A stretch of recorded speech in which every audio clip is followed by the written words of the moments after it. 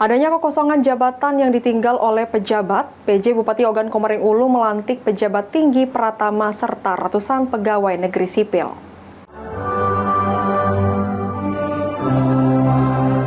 Mengisi kekosongan jabatan yang ada saat ini di tubuh Dinas Kabupaten Ogan Komering Ulu, pemerintah daerah Kabupaten Ogan Komering Ulu melalui penjabat bupati melantik serta mengambil sumpah jabatan pimpinan tinggi Pratama, administrator, pengawas serta fungsional di ruang lingkup Kabupaten Ogan Komering Ulu.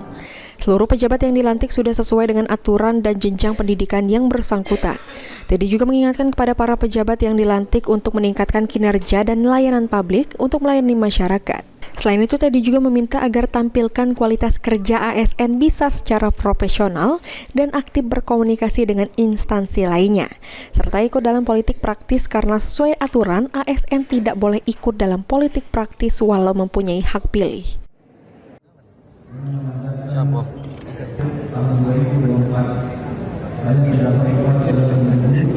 Sama sekali lagi kami tekankan, ini semuanya sesuai dengan aturan dan ketentuan yang dikeluarkan oleh Undang-Undang Kepegawaian.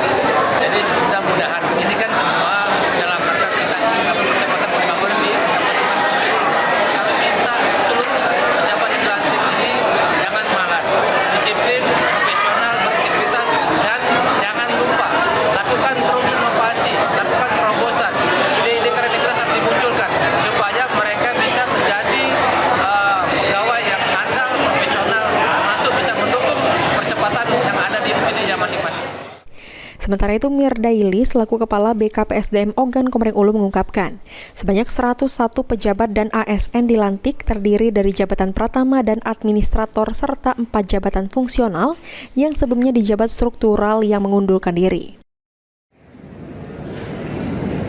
101 jabatan tinggi Pratama, administrator dan jabatan pengawas. Untuk fungsional ada 4 orang itu yang dulunya jabat di struktural karena pengunduran diri kan dipindahkan ke jabatan fungsional kan. Kemudian ada fungsional tertentu ada 559 orang dengan kuliah semua yang dilantik. Artinya sejauh ini tidak ada lagi kosong lain itu eselon 4. Sejauh ini mungkin ada yang kosong yang pensiun di periode bulan Mei ini. Mungkin akan kita tindak lanjuti lagi, akan kita usulkan kembali yang pensiun. Dan ada beberapa jabatan eselon 2 itu yang kosong. Bangpol, kemudian perikanan, kemudian mendekati pensiun perpustakaan. Ari Pranika, PAL TV.